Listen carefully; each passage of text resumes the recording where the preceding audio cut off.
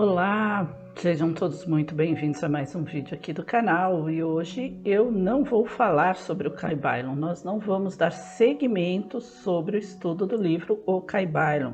Como eu falei no vídeo anterior, nós vamos estudar todo o livro, mas muito provavelmente não seria de uma forma sequencial. Primeiro porque eu acho que se torna cansativo toda semana falar sobre o mesmo assunto, tanto para mim quanto para vocês, principalmente. Segundo, porque de vez em quando os assuntos vêm à nossa mente, então é necessário pegar aquele tema e colocar em pauta aqui já logo, de cara, assim, logo que o assunto vem, que a inspiração vem, vamos dizer assim. Outra coisa que eu queria falar logo aqui de início é que no vídeo anterior eu eu falei para vocês que novidades estariam chegando no canal, que seria o audiobook, que seria também a mensagem dos mestres, um na segunda-feira, outro às quartas-feiras. Ficou faltando explicar que não é agora, já de imediato. Eu vou introduzir esses outros dois assuntos no canal agora a partir do mês de agosto. Então, a partir do mês de agosto, sim, às segundas-feiras terão os audiobooks, às quartas-feiras, mensagens dos mestres e às sextas-feiras, os assuntos diversos, incluindo o estudo do Kybalion, tá bom? Então, vamos lá. Hoje vamos dar prosseguimento aqui ao nosso assunto de hoje. Hoje eu trago para vocês um assunto que eu achei bastante relevante, que seria sobre a evolução da alma. Só que eu tenho uma característica peculiar nisso. Eu peguei para isso a obra principal do Tolkien, que é O Senhor dos Anéis e um pouquinho do Hobbit também.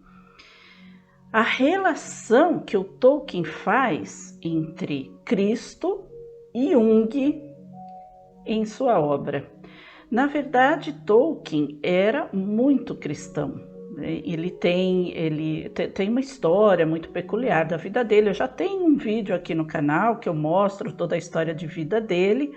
Depois eu deixo até linkado aqui, mas ele era, como todo inglês, eles eram na igreja anglicana, protestantes, né? Mas depois a mãe dele se tornou católica. Então os filhos, ela passou tudo isso para os filhos, eles foram, quando ela faleceu, que eles ficaram totalmente órfãos, porque o pai já havia morrido alguns anos antes, eles ficaram sob a guarda do padre da região ali onde eles moravam. Então ele era, né, muito cristão de uma forma geral e muito católico também, né? Então vocês vão perceber o quanto isso está introduzido na obra dele, mas de uma forma bastante peculiar. E também, depois vocês vão entender por que Jung, e também a questão da evolução da alma, da evolução espiritual dentro dessa obra principal, que é O Senhor dos Anéis. Então vamos começar. Eu começo com uma frase de Jesus que não consta, obviamente, na obra, mas é para que vocês consigam compreender o que eu estou querendo dizer. Então eu fiz um texto, tá? E eu vou falando a respeito desse texto. Então vamos lá. Vinde a mim as criancinhas. O que significa essa frase de Jesus? Vinde a mim as criancinhas. Significa naturalmente a pureza de coração. Não são só as crianças, mas a criança representa a pureza de coração. Então todos aqueles que forem puros de coração como uma criança serão, né, abraçados. É claro, Jesus disse: nenhuma ovelha se perderá do meu rebanho. Mas ele diz que todos esses estão aptos, vamos dizer assim, a seguir, a estarem juntos dele. Então, a pureza de coração. As pessoas, elas precisam cultivar essa pureza em seus corações. Lá onde existe o amor, não pode residir ódio, rancor, mágoa, inveja. Ser fiel a si mesmo, aos seus sentimentos puros, acreditar nas pessoas, vendo sempre algo de bom em cada uma delas. Vencer o mal não com a luta, com as armas, mas com seus princípios sempre voltados ao bem maior, ao bem de todos, sem egoísmo. O que vence o mal é a consistência no bem. E não se deixar dominar pelos sentimentos ruins, mesmo que eles cheguem, porque certamente eles virão em momentos de dor, em momentos de angústia, em momentos de dúvida. Mesmo assim, sentindo esses sentimentos, ter certeza daquilo que lhe é determinante, que é fazer o bem aos outros e, logicamente, a si mesmo. Então, nós podemos pegar aí o Senhor dos Anéis, os hobbits dentro do Senhor dos Anéis. O Frodo e os amigos dele vencem o mal em prol da humanidade. Eles são pequenos e puros como as crianças. Eles fazem traquinagens, eles brincam uns com os outros, eles adoram a vida simples, que é comer, brincar, ser feliz de qualquer forma. As pequenas coisas para eles mostram o quanto eles são felizes. Por exemplo, quando tem aquela festa de aniversário logo no início, que o Gandalf chega, o Frodo já pede para ele soltar um fogo de artifício. Então isso é bem coisa de criança mesmo, aquilo deixa ele feliz. Os amigos dele que vão lá fuçar nas coisas dele acabam soltando aquele outro que tem um formato de dragão, quer dizer, uma traquinagem que eles fazem, tudo como crianças que eles parecem ser. Eles são jovens ali no condado, mas eles já são adultos. Mas eles têm, de uma forma geral, todos eles, toda a população ali do condado, tem esse sentimento de pureza dentro de seus corações, assim como as crianças. Eles não conseguem guardar mágoa, eles brigam um com o outro, mas logo eles já estão de bem, já estão brincando um com o outro, já estão fazendo ali também de novo as traquinagens deles. Eles enxergam sempre algo bom mesmo nas situações e nas pessoas mais difíceis. Então a gente pode ver o Frodo com o Gollum.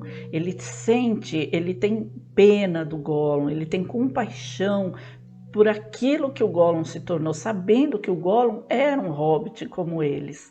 Era também ali, pertencia ali também à mesma sociedade dele, mas ele foi dominado por toda aquela situação que o anel fez com ele, e ele se tornou aquele ser sem sentimentos, aquele ser até monstruoso na aparência. Então, ao invés de provocar repugnância e raiva no Frodo, não, ele sente compaixão.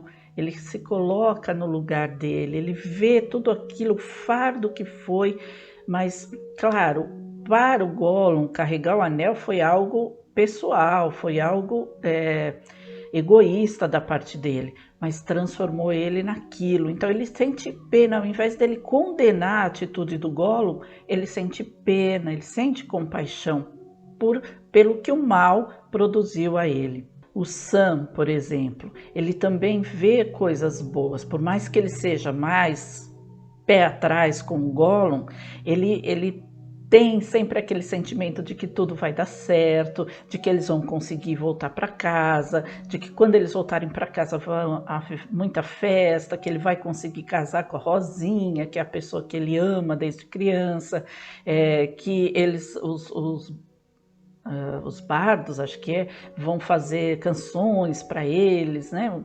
Não é bardo, eu esqueci o termo agora, mas que vão fazer as canções para eles, falando de quanto eles foram heróis. Então ele consegue, mesmo diante de todo aquele sofrimento que eles estão passando naquela jornada, com medo, com todas as privações, ele vê o lado bom, ele tem a esperança viva dentro dele. Num determinado momento, não do Senhor dos Anéis, que Gandalf está conversando com com a elfa Galadriel, ela pergunta para ele por que ele escolheu Bilbo. Se vocês estão lembrados, no Hobbit, a questão são os anões. Os anões recuperarem a montanha deles, que é o lar deles, que foi tomada pelo dragão, pelo Smaug, o dragão que adora ouro, que adora ganância, que representa toda aquela ganância da humanidade, é representada por esse dragão, ou seja, algo feroz, algo que é capaz de matar, de soltar fogo, de fazer tudo, de destruir tudo por conta da ganância. Então essa é uma outra grande representatividade lá dentro da obra do Tolkien, especificada no Hobbit. Então os anões, que também são gananciosos, mas por conta de algo muito maior foram expulsos da terra deles, querem retomar o espaço que lhes foi tirado. E o Gandalf escolhe justamente um hobbit, que é o Bilbo, para fazer essa jornada com eles. Ele até mente, fala que ele é um ladrão e tal, e no fim ele é uma pessoa pura ali do condado, simples, né?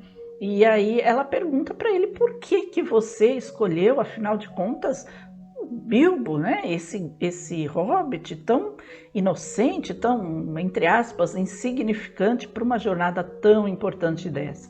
E aí ele responde para ela que exatamente porque ele não sabe, mas que sente que são nas pequenas coisas da vida que conseguimos afastar o mal. Então, tudo que nós fazemos de bom é que soma e acende em nós a luz da esperança, a luz do amor, a fé, aquilo que nos eleva ao nosso eu maior, nosso ser crístico, nossa centelha divina, que mostra que realmente somos imagens e semelhança de Deus.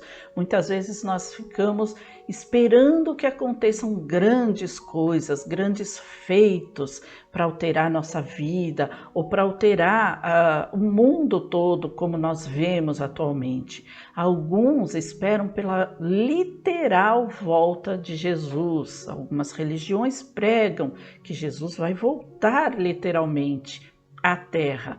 Outros esperam um arrebatamento de extraterrestres, ou seja, que haverá uma invasão em massa, que alguns escolhidos vão ser levados para mundos melhores. Então estão sempre esperando algo fora, algo que venha resolver os seus problemas, enquanto que não, somos nós mesmos que precisamos resolver as nossas questões, tanto pessoais das nossas vidas, quanto as que nós vemos também no mundo. De que forma, como o Gandalf falou, nas pequenas coisas nas pequenas coisas da vida é que conseguimos afastar o mal. Então, nas nossas atitudes, nos nossos pensamentos, no vigiar e orar, vigiar nossas ações, orar não significa ficar rezando o dia inteiro, mas sempre ficar nos conectando ao bem, pedindo sim sabedoria, auxílio, força. Então tem várias situações em que nós podemos também fazermos essa conexão com o divino, e isso tudo afasta o mal da nossa vida, nos blinda contra as influências e também emite de nós toda essa energia positiva que aos poucos vai contagiando. Não pensa que hoje eu ajo dessa forma, daqui a um mês eu vou estar contagiando toda a minha família, ou meu ambiente de trabalho, ou coisas assim gradativamente. Não. São passos de formiga, são doses homeopáticas, mas o importante é sempre vivenciar essa sequência de atitudes e trabalhos no bem. Seguindo sempre aquela frase do Gandhi: seja você a mudança que você quer ver no mundo. Então, a passos lentos, sim, porque nossa própria modificação não se dá de um dia para a noite. É gradual, nós vamos ter quedas de vez em quando, isso é normal, mas o importante é que nós saibamos reconhecer essas atitudes, reconhecer essas quedas e sempre consertarmos em nós mesmos. Nós não conseguimos consertar o outro, consertar o mundo. Cada um é dono de si, é responsável pelas suas atitudes e pela sua mudança. E a mudança só acontece em cada um quando ele necessita de mudança, quando ele verifica, sente por si mesmo que ele precisa modificar algumas atitudes, alguns pensamentos, enfim. Não somos nós. O que nós podemos fazer, a nossa parcela, é dar o exemplo, é seguirmos firmes na nossa convicção, não com falsidade. Não é aquele eu preciso fazer o bem porque a minha religião diz que é assim. Eu preciso perdoar porque a minha religião diz que é assim. Isso não vale. Isso não tem valia. Vale sim, vale como um exercício, mas você tem que sentir, isso tem que vir de dentro de você, tem que ser natural a sua mudança. A nossa mudança tem que ser natural. Por isso que eu falo, nós vamos cair várias vezes, mas nós não precisamos também nos punir, nos cobrar, achar que não tem mais jeito mesmo, que eu não valho para nada, que se dane. Não é isso. Nós precisamos entender que somos humanos, que também nós estamos galgando a nossa evolução e é passo a passo, é a cada dia. Então hoje eu tive uma atitude que não foi bem legal, mas a importância de eu reconhecer essa atitude e amanhã já não cometer mais o mesmo erro. Isso é que é mudança.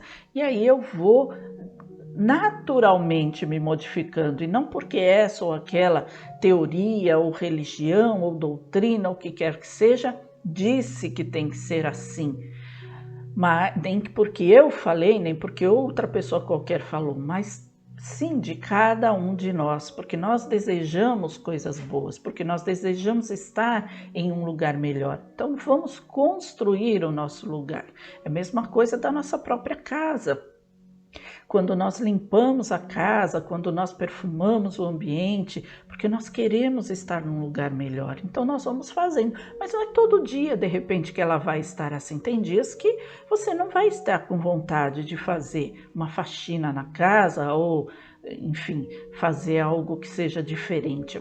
Você vai fazer só o básico e é natural, mas é a cada dia, é uma sequência de obras, é uma sequência de mudanças, uma sequência de ações no bem, mas por vontade própria. Quando não tocar o seu coração, é melhor que não faça. Ou se você tem plena consciência de que, olha, eu vou fazer porque isso é um exercício para mim, aí ok. Mas se você pensa que eu vou fazer porque eu quero mostrar que eu estou mudando, que eu quero que alguém veja que eu estou mudando, aí não é natural, aí não é uma coisa que vai de você, aí é o seu ego, muito provavelmente, falando que você tem que mostrar que você é uma boa pessoa e que você está trabalhando para a sua mudança e para a mudança do mundo. Então tem que ser natural e como um exercício. O racional nesse momento só entra na forma do ter consciência de que é um exercício diário. Então eu vou fazer porque é um exercício diário. Vamos exercitando as nossas ações no bem, mas porque vem de dentro de nós a vontade real de mudar, não para mostrar para alguém ou para falar ou para, enfim, o que quer que seja. Sim, para ser exemplo, sim, mas por quê? Porque é a sua vontade íntima de mudar, não porque você acha que o outro está errado e você precisa mostrar que você é melhor que ele. Então, quando nós somos a mudança que nós queremos ver no mundo, é esse trabalho diário e não sermos dominados, não nos envolvermos, sermos dominados pela forma de pensar e agir do mundo, que é a famosa normose, todo mundo faz, então eu faço, seja por uma situação, seja para outra. É sempre aquilo que te leva ao bem real. A vida, o mundo, ela nos traz dificuldades, isso é fato, mas tudo faz parte da nossa jornada evolutiva. O Frodo, como uma criança cheia de inocência, que é colocado numa situação difícil, ele faz aquela jornada, ele toma essa decisão, por quê? Porque ele sente no íntimo dele que ele precisa fazer aquilo.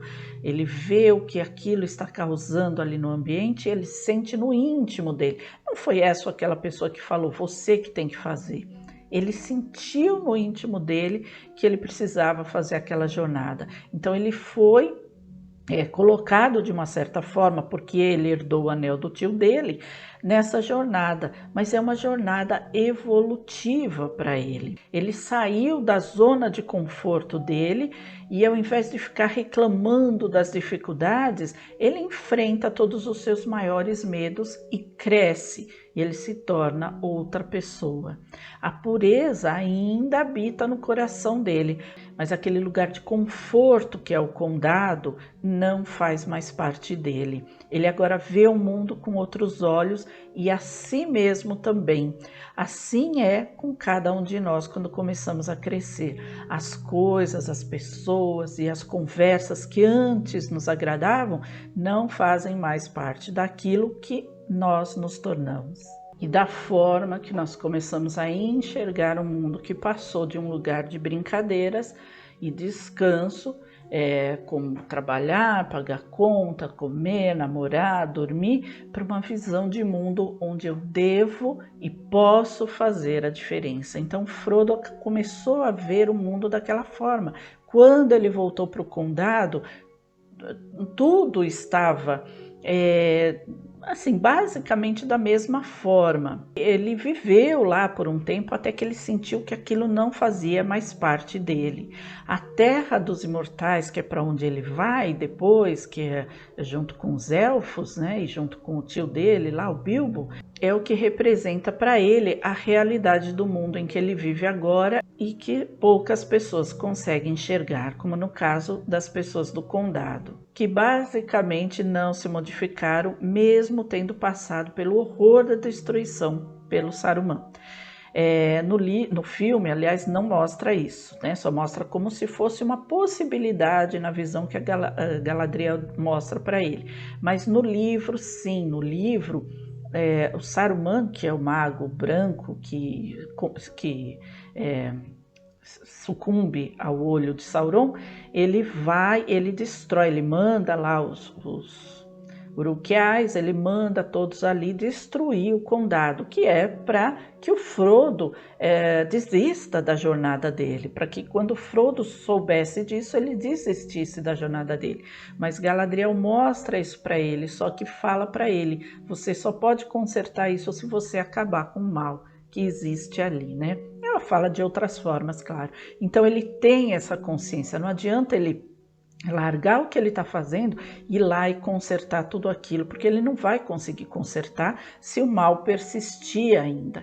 Então, quando ele destrói o anel, as coisas aos poucos vão voltando. Então, no filme é tudo estalar de dedo, mas são anos e anos de trajetória, tanto para ir quanto para voltar. Então, até lá, o condado já se ergueu de novo. Então, quando ele chega lá de volta, ele e os amigos dele, eles já encontram a vida da forma como eles deixaram. E para ele, aquilo não tem mais significado. Ele gosta de ver a alegria e tal, mas o que o anel trouxe para ele, o fardo que foi carregar aquele mal dentro dele, pesou dentro da consciência, do coração dele. Por bem pouco ele não sucumbiu também àquele mal, né? Mas ele foi salvo por aquela chama que existe dentro dele, que o amigo dele ajudou a acender. Então a importância também de estarmos em conjunto com pessoas que também nos elevam, essa é também a grande mensagem que tem ali naquele livro, naquele filme, nessas histórias, né? Então ele fica por um bom tempo ali, ele escreve no livro toda a história, a jornada dele, mas depois para ele acaba aquilo, ele não consegue mais ser útil àquela comunidade da forma como ele se sente. Então ele passa essa responsabilidade para o amigo dele, que é o Sam. Então o Sam, o que representa? Aquele homem que é do mundo, mas não pertence ao mundo. Então nós podemos dizer assim, que o Frodo, num determinado, assim, ele vivenciou uma parte da vida dele ainda lá no condado, escreveu, enquanto ele escreveu toda a sua história ali no livro do Bilbo, e depois ele se recolheu à Terra dos Imortais, junto com todos eles que é mostrado ali no filme. Como se ele fosse um daqueles que se recolhem que não conseguem, né, mais vivenciar no mundo e se recolhem em templos, em mosteiros, enfim. E o Sam não, o Sam continuou, ele continuou modificado também por toda a jornada, por tudo que ele vivenciou, só que ele não teve o fardo de carregar o anel, ou seja, ele não foi tocado pelo mal que o anel trouxe para o Frodo. Então ele conseguiu vivenciar toda aquela mudança, toda aquela jornada, mas ele consegue permanecer ainda. Então ele é do mundo, mas ele não pertence mais ao mundo. Mesmo guardando, né? Então ele guarda dentro dele tudo que ele aprendeu naquela jornada e ele consegue trabalhar em prol disso para modificação do lugar, para tornar aquele lugar um lugar melhor. Então, o que não mostra no filme, mas mostra no livro, é que o Sam, ele trabalha para a comunidade ali do condado. Ele se torna governante do condado por várias vezes, por vários anos, cargo que depois é passado para o seu filho mais velho, que ele deu também o nome de Frodo. Ele ajuda com os dons que ele recebeu lá, com os poderes que ele recebeu dos elfos, da Galadriel, ele ajuda a reconstruir todo o condado, né, depois da destruição. Então ele tem o dedo verde, a gente pode dizer assim, porque ele é jardineiro, então ele consegue usar esses dons para reconstruir todo o condado. Ele participa também das ações governamentais junto do Aragorn, que é o rei supremo, então as terras do condado também pertencem ao Aragorn, então ele participa também de outras ações governamentais até em outros locais. E após a morte da Rosinha, que é a sua esposa, ele também parte para a Terra dos Imortais, junto ali para se encontrar com Frodo, enfim. Quer dizer, ou seja, ele trabalha para que tudo pelo que eles lutaram permanecesse. Ele continuou participando da vida, mostrando para as pessoas uma nova forma de viver, uma nova forma de agir, com tudo que ele aprendeu também durante a sua jornada evolutiva. Ele cresceu também, ele evoluiu, ele não era mais aquele simples hobbit que adorava só as brincadeiras. Todos eles cresceram, todos eles evoluíram, mas o foco é realmente ali no Frodo e no Sam, e dizem até que o Sam é o personagem preferido do Tolkien, né? O Frodo, nós conseguimos ver isso no filme, deixa para o Sam o livro do Bilbo, que o Bilbo escreveu na jornada dele ali no Hobbit. E depois o Frodo escreve também a jornada dele. E aí ele deixa para o Sam, para que o Sam, dali para frente, escreva a sua própria jornada. Então o Sam vai relatar ali toda a modificação que se deu com ele e tudo que ele conseguiu fazer na vida ali daquelas pessoas do condado e de uma forma geral. Aí depois, antes de partir para a Terra dos Imortais, o Sam deixa, depois que ele escreve toda a sua jornada, ele deixa esse livro para a filha dele, chamada Elenor. Então o mais interessante é que esse livro do Frodo é conhecido como livro vermelho, escrito assim como o livro escrito por Jung.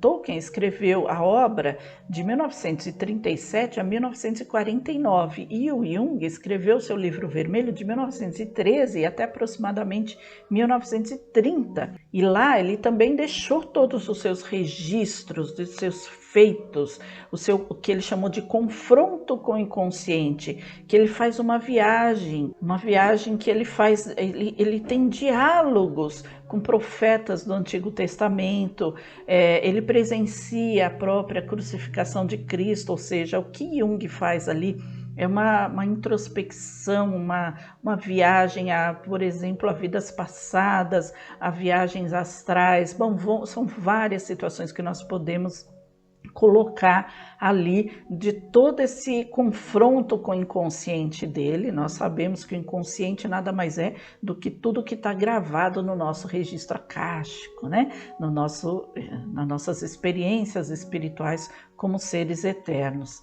Então é isso que é interessante do livro vermelho de Jung, que é todo o seu registro de evolução também, do seu confronto com o seu próprio ser, e o livro vermelho que é escrito pelo Bilbo, pelo Frodo e pelo Sam, e depois ele ainda deixa para a filha dele. E o trecho inicial, só para vocês terem uma ideia, o trecho inicial do livro de Jung diz o seguinte, eu vou ler aqui esse trechinho para vocês. Minha alma, onde estás? Tu me escutas? Eu falo e clamo a ti. Estás aqui? Eu voltei. Estou novamente aqui.